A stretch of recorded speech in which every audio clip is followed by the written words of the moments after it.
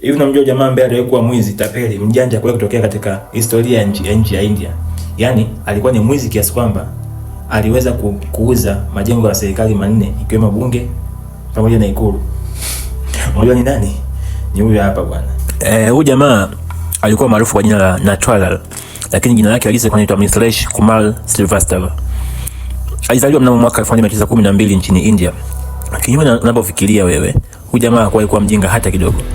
Alisoma mpaka shahada ya biashara na akafanya kazi kama broker wa hisa na wakili. Lakini maisha yake yalibadilika alipogundua kuwa ana kipaji hatari sana. Yaani alikuwa na kipaji cha kugushi saini na hati kama vile mtaalamu. Na utapeli wake wa kwanza ulikuwa ni mdogo tu. Aligushi saini ya jirani yake huko benki na akachukua pesa na kutoroka.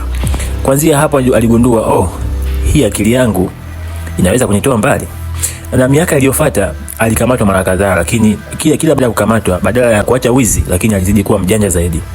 Alianza kutumia majina bandia zaidi ya 50 akigushi saini za watu maarufu na kuwapiga mabenki, wafanyabiashara wakubwa na hata watalii wa kigeni. Lakini kilichomfanya ayo wa kipekee zaidi ni hiki: alijifanya afisa wa serikali, akagushi hati rasmi na saini za viongozi wakubwa, kisha akaanza kuuza majengo ya serikali kwa watalii. Na majengo makubwa ambayo aliyauza ni makubwa manne. Moja ni jengo linaloitwa Taj Mahal. Hili jengo aliliuza kwa watu tofauti mara 3. Jengo jingine ni jengo la Red Fort.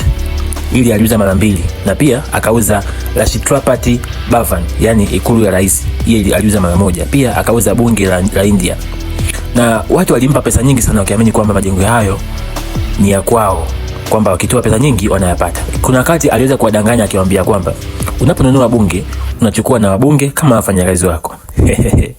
Natwarlal alikuwa na kesi zaidi ya 100 na hukumu zake zilifikia miaka 113 jela, lakini kwa ujanja wake alikaa gerezani takriban miaka 20 tu.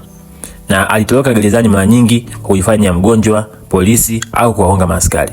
Na kisa cha kuchekesha zaidi ni kwamba mnamo mwaka 1957 alitoroka gerezani akiwa amevaa sare ya polisi, akawahonga walinzi kwa sanduku lililojaa pesa. Baada ya yeye kuondoka, walinzi walipofungua sanduku lile wakakuta magazeti.